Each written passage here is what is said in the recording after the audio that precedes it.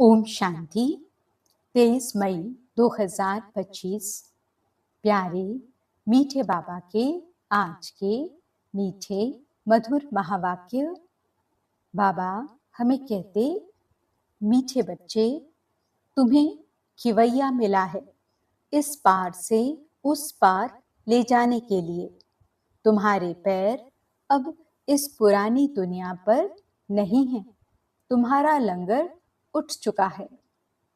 प्रश्न: जादूगर बाप की वंडरफुल जादूगरी कौन सी है जो दूसरा कोई नहीं कर सकता? उत्तर: कौड़ी तुल्य आत्मा को हीरे तुल्य बना देना, बागवान बनकर कांटों को फूल बना देना। यह बहुत वंडरफुल जादूगरी है जो एक जादूगर बाप ही करता है, दूसरा कोई नहीं। मनुष्य पैसा कमाने के लिए सिर्फ जादूगर कहलाते हैं, लेकिन बाप जैसा जादू नहीं कर सकते हैं। ओम शांति। सारे सृष्टि चक्र व ड्रामा में बाप एक ही बार आते हैं और कोई सत्संग आदि में ऐसे नहीं समझते होंगे। न वह कथा करने वाला बाप है, न वह बच्चे हैं। वह तो वास्तव में फॉलोअर्स भी नहीं हैं। यहाँ तो तुम बच्चे भी हो, स्टूडेंट भी हो और फॉलोअर्स भी हो। बाप बच्चों को साथ में ले जाएंगे।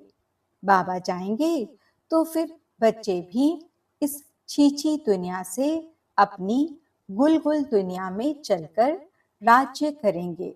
यह तुम बच्चों की बुद्धि में आना चाहिए। इस शरीर के अंदर जो रहने वाली आत्मा है वह बहुत खुश होती है। तुम्हारी आत्मा बहुत खुश होनी चाहिए। बेहद का बाप आया हुआ है जो सभी का बाप है। यह भी सिर्फ तुम बच्चों को समझ है। बाकी सारी दुनिया में तो सब बेसमझ ही हैं। बाप बैठ समझाते हैं, रावण ने तुमको कितना बेसमझ बना दिया है। बाप आकर समझदार बनाते हैं। सारे विश्व पर राज्य करने लायक इतना समझदार बनाते हैं। यह स्टूडेंट लाइफ भी एक ही बार होती है, जबकि भगवान आकर पढ़ाते हैं। तुम्हारी बुद्धि में यह है। बाकी जो अपने धंधे धोरी आदि में फंसे हुए बहुत रहते हैं, उनको कभी यह बुद्धि में आ न सके कि भगवान पढ़ाते हैं। उन्हें तो अपना धंधा आदि ही याद रहता है। तो तुम बच्चे जबकि जानते हो भगवान हमको पढ़ाते हैं, तो कितना हर्षित रहना चाहिए। और तो सब हैं पाई पैसे वालों के बच्चे। तुम तो भगवान के बच्चे बने हो, तो तुम बच्चों को अथाह खुशी रहनी चाहिए। कोई तो बहुत हर्षित रहते हैं। कोई कहते हैं, बाबा हमारी मुरली नहीं चलती, यह होता। अरे मुरली कोई मुश्किल थोड़े ही है। जैसे भक्ति मार्ग में साधु संत आदि से कोई पूछते हैं, हम ईश्वर से कैसे मिलें, परंतु वह जानते नहीं। सिर्फ अंगुली से इशारा करेंगे कि भगवान को याद करो, बस खुश हो जाते हैं। वह कौन है दुनिया में कोई भी नहीं जानते। अपने बाप को कोई भी नहीं जानते। यह ड्रामा ही ऐसा बना हुआ है, फिर भी भूल जाएंगे। ऐसे नहीं कि तुम्हारे में सभी बाप और रचना को जानते हैं। कहाँ कहाँ तो चलन ऐसी चलते हैं, बात मत पूछो। वह नशा ही उड़ जाता है। अभी तुम बच्चों का पैर पुरानी दुनिया पर जैसे कि है नहीं। तुम जानते हो कलयुगी दुनिया से अब पैर उठ गया है। बोट यानी नाव का लंगर उठाया हुआ है। अभी हम जा रहे हैं। बाप हमको कहाँ ले जाएंगे यह बुद्धि में है, क्योंकि बाप खिवैया भी है तो बागवान भी है। कांटों को फूल बनाते हैं। उन जैसा बागवान कोई है नहीं जो कांटों को फूल बना दे। यह जादूगरी कोई कम थोड़े ही है। कौड़ी तुल्य आत्मा को हीरे तुल्य बनाते हैं। आजकल जादूगर बहुत निकले हैं। यह है ठगों की दुनिया। बाप है सतगुरु, कहते भी हैं सतगुरु अकाल। बहुत धुन से कहते हैं, अब जबकि खुद कहते हैं सतगुरु एक है, सर्व का सद्गति दाता एक है। फिर अपने को गुरु क्यों कहलाना चाहिए? न वह समझते हैं, न लोग ही कुछ समझते हैं। इस पुरानी दुनिया में रखा ही क्या है? बच्चों को जब मालूम होता है बाबा नया घर बना रहे हैं, तो ऐसा कौन होगा जो नए घर से नफरत, पुराने घर से प्रीत रखेंगे? बुद्धि में नया घर ही याद रहता है। तुम बेहद बाप के बच्चे बने हो तो तुम्हें स्मृति रहनी चाहिए कि बाप हमारे लिए न्यू वर्ल्ड बना रहे हैं। हम उस न्यू वर्ल्ड में जाते हैं। उस न्यू वर्ल्ड के अनेक नाम हैं, सतयुग, हेवन, पैराडाइज, वैकुंठ आदि। तुम्हारी बुद्धि अब पुरानी दुनिया से उठ गई है, क्योंकि पुरानी दुनिया में दुख ही दुख है। इसका नाम ही है हेल, कांटों का जंगल, रौरव नर्क, कंसपुरी। इनका अर्थ भी कोई नहीं जानते। पत्थर बुद्धि है ना। भारत का देखो हाल क्या है। बाप कहते हैं इस समय सब पत्थर बुद्धि हैं। सतयुग में सब हैं पारस बुद्धि, यथा राजा रानी तथा प्रजा। यहाँ तो है ही प्रजा का प्रजा पर राज्य, इसलिए सबकी स्टैंप बनाते रहते हैं। तुम बच्चों की बुद्धि में यह याद रहना चाहिए, ऊंचते ऊंच है बाप। फिर सेकंड नंबर में ऊंच कौन है? ब्रह्मा, विष्णु, शंकर की तो कोई ऊंचाई नहीं है। शंकर की तो पहरवाइज आदि ही कैसी बना दी है। कह देते हैं वह भांग पीते, धतूरा खाते। यह तो इंसल्ट है ना। यह बातें होती नहीं। ये अपने धर्म को ही भूले हुए हैं। अपने देवताओं के लिए क्या क्या कहते रहते हैं, कितनी बेइज्जती करते हैं। तब बाप कहते हैं मेरी भी बेइज्जती, शंकर की, ब्रह्मा की भी बेइज्जती, विष्णु की बेइज्जती नहीं होती। वास्तव में गुप्त उनकी भी करते हैं, क्योंकि विष्णु ही राधे कृष्ण है। अब कृष्ण छोटा बच्चा तो महात्मा से भी ऊंच गाया जाता है। यह ब्रह्मा तो पीछे संन्यास करते हैं। वह तो छोटा बच्चा है ही पवित्र, पाप आदि को जानते नहीं। तो ऊंचते ऊंच है शिव बाबा। फिर भी विचारों को पता नहीं है कि प्रजापिता ब्रह्मा कहाँ होना चाहिए। प्रजापिता ब्रह्मा को दिखाते भी शरीरधारी हैं। अजमेर में उनका मंदिर है। दाढ़ी मूछ देते हैं ब्रह्मा को, शंकर व विष्णु को नहीं देते। तो यह समझ की बात है। प्रजापिता ब्रह्मा सूक्ष्म वतन में कैसे होगा? वह तो यहाँ होना चाहिए। इस समय ब्रह्मा की कितनी संतान है? लिखा हुआ है प्रजापिता ब्रह्मा कुमार कुमारियां इतने ढेर हैं, तो जरूर प्रजापिता ब्रह्मा होगा। चैतन्य है तो जरूर कुछ करते होंगे। क्या प्रजापिता ब्रह्मा सिर्फ बच्चे ही पैदा करते हैं या और भी कुछ करते हैं? भल आदिदेव ब्रह्मा आदि देवी सरस्वती कहते हैं, परंतु उनका पाठ क्या है यह किसको भी पता नहीं है। रचता है तो जरूर यहाँ होकर गया होगा। जरूर ब्राह्मणों को शिव बाबा ने एडॉप्ट किया होगा, नहीं तो ब्रह्मा कहाँ से आए? यह नई बातें हैं ना। जब तक बाप नहीं आया है तब तक कोई जान नहीं सकते। जिसका जो पाठ है वही बजाते हैं। बुद्ध ने क्या पाठ बजाया, कब आया, क्या आकर किया, कोई नहीं जानते। तुम अभी जानते हो क्या वह गुरु है, टीचर है, बाप है? नहीं, सदगति तो दे न सके। वह तो सिर्फ अपने धर्म के रचता ठहरे, गुरु नहीं। बाप बच्चों को रचते हैं, फिर पढ़ाते हैं। बाप, टीचर, गुरु तीनों ही हैं। दूसरे कोई को थोड़े ही कहेंगे कि तुम पढ़ाओ, और कोई के पास यह नॉलेज है ही नहीं। बेहद का बाप ही ज्ञान का सागर है, तो जरूर ज्ञान सुनाएंगे। बाप ने ही स्वर्ग का राज्य भाग्य दिया था, अभी फिर से दे रहे हैं। बाप कहते हैं तुम फिर से 5000 वर्ष बाद आकर मिले हो। बच्चों को अंदर में खुशी है, जिसको सारी दुनिया ढूंढ रही है, वह हमें मिल गया। बाबा कहते हैं बच्चे तुम 5000 वर्ष के बाद फिर से आकर मिले हो। बच्चे कहते हाँ बाबा, हम आपको अनेक बार मिले हैं। भल कितना भी कोई तुमको मारे पीटे, अंदर में तो वह खुशी है ना। शिव बाबा के मिलने की याद तो है ना। याद से ही कितने पाप कटते हैं। अबलाओं बांधेलियों के तो और ही जास्ती कटते हैं, क्योंकि वह जास्ती शिव बाबा को याद करती हैं।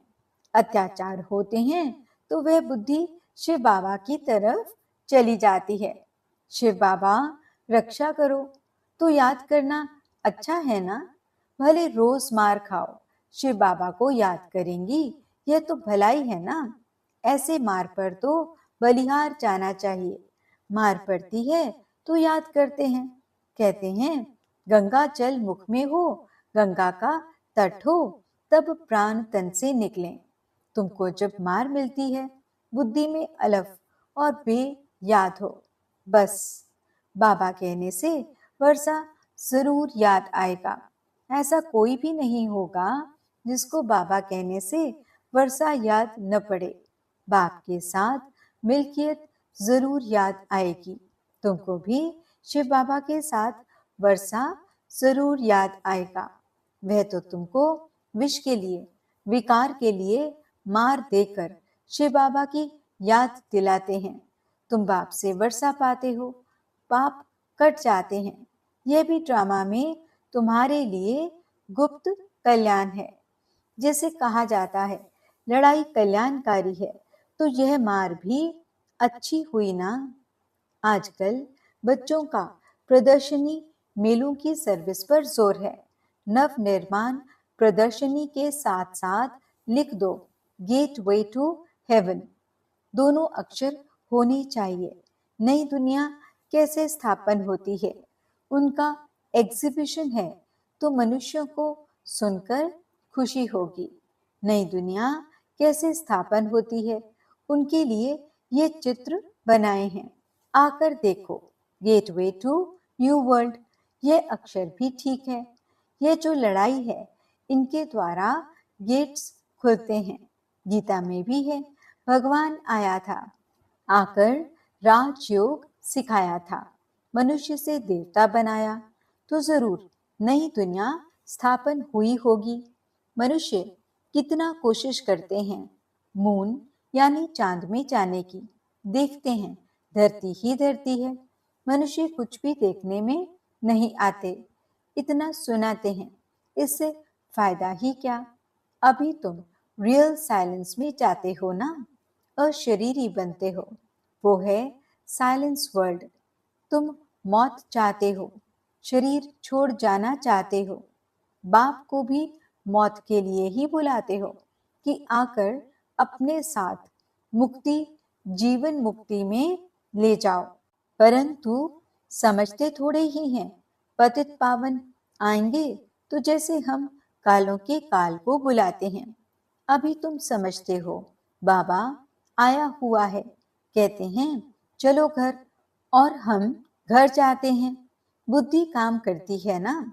यहाँ कई बच्चे होंगे जिनकी बुद्धि धंधे आदि तरफ दौड़ती होगी।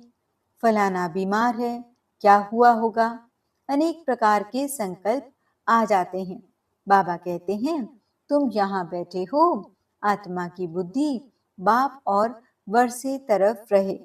आत्मा ही याद करती है ना।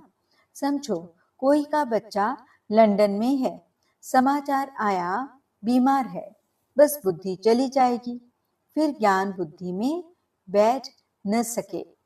यहाँ बैठे हुए बुद्धि में उनकी याद आती रहेगी। कोई का पति बीमार हो गया तो स्त्री के अंदर उथल पाथल होगी। बुद्धि जाती तो है ना, तो तुम भी यहाँ बैठे सब कुछ करते शिव बाबा को याद करते रहो तो भी अहो सौभाग्य। जैसे वह पति को अथवा गुरु को याद करते हैं, तुम बाप को याद करो। तुम्हें अपना 1 मिनट भी वेस्ट नहीं करना चाहिए। बाप को जितना याद करेंगे तो सर्विस करने में भी बाप ही याद आएगा। बाबा ने कहा है, मेरे भक्तों को समझाओ। यह किसने कहा? शिव बाबा ने। श्री कृष्ण के भक्तों को क्या समझाएंगे? उनको कहो श्री कृष्ण नई दुनिया स्थापन कर रहे हैं।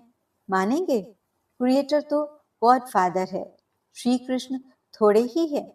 परम पिता परमात्मा ही पुरानी दुनिया को नई बना रहे हैं। यह मानेंगे भी। नई सो पुरानी, पुरानी सो फिर नई होती है। सिर्फ टाइम बहुत दे देने से मनुष्य घोर अंधियारे में है। तुम्हारे लिए तो अब हथेली पर बहिश्त है। बाप कहते हैं, मैं तुमको उस स्वर्ग का मालिक बनाने आया हूं। बनेंगे? वाह, क्यों नहीं बनेंगे। अच्छा, मुझे याद करो, पवित्र बनो। याद से ही पाप भस्म हो जाएंगे। तुम बच्चे जानते हो, विकर्मों का बोझ आत्मा पर है, ना कि शरीर पर।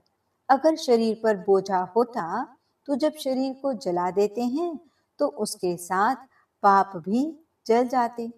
आत्मा तो है ही अविनाशी, उसमें सिर्फ खाद पड़ती है। जिनको निकालने के लिए बाप एक ही युक्ति बतलाते हैं कि याद करो। पतित से पावन बनने की युक्ति कैसी अच्छी है। मंदिर बनाने वाले, शिव की पूजा करने वाले भी भक्त है ना। पुजारी को कभी पूज्य कह न सकें।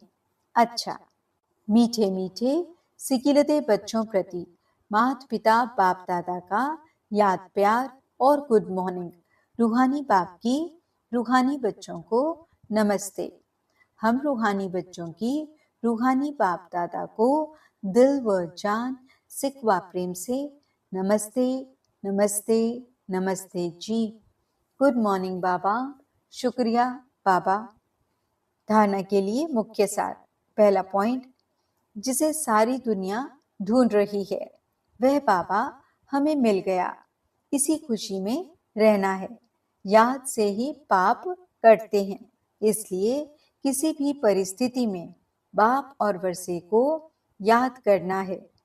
1 मिनट भी अपना समय वेस्ट नहीं करना है। दूसरा पॉइंट, इस पुरानी दुनिया से बुद्धि का लंगर उठा देना है। बाबा हमारे लिए नया घर बना रहे हैं। यह है रौरव नर्क, कंसपुरी। हम जाते हैं वैकुंठपुरी में। सदा इस स्मृति में रहना है।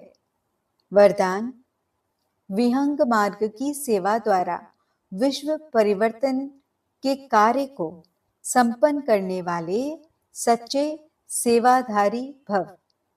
विहंग मार्ग की सेवा करने के लिए संगठित रूप में रूप और बसंत, इन दो बातों का बैलेंस चाहिए।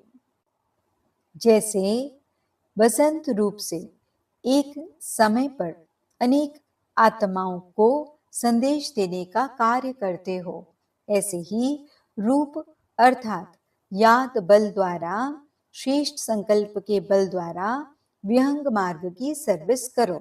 इसकी भी इन्वेंशन निकालो। साथ साथ संगठित रूप में दृढ़ संकल्प से पुराने संस्कार, स्वभाव व पुरानी चलन के तिल व जौ यज्ञ में स्वाहा करो। तब विश्व परिवर्तन का कार्य संपन्न होगा अथवा यज्ञ की समाप्ति होगी। स्लोगन, बालक और मालिकपन के बैलेंस से प्लान को प्रैक्टिकल में लाओ। आज के अव्यक्त इशारे, रूहानी रॉयल्टी और प्योरिटी की पर्सनालिटी धारण करो। इस ईश्वरीय सेवा में बड़े से बड़ा पुण्य है पवित्रता का दान देना। पवित्र बनना और बनाना ही पुण्य आत्मा बनना है, क्योंकि किसी आत्मा को आत्मघात महापाप से छुड़ाते हो। अपवित्रता आत्मघात है, पवित्रता जिये दान है। किसका दुख लेकर सुख देना, यही सबसे बड़े ते बड़ा पुण्य का काम है। ऐसे पुण्य करते करते पुण्य आत्मा बन जाएंगे। ओम शांति।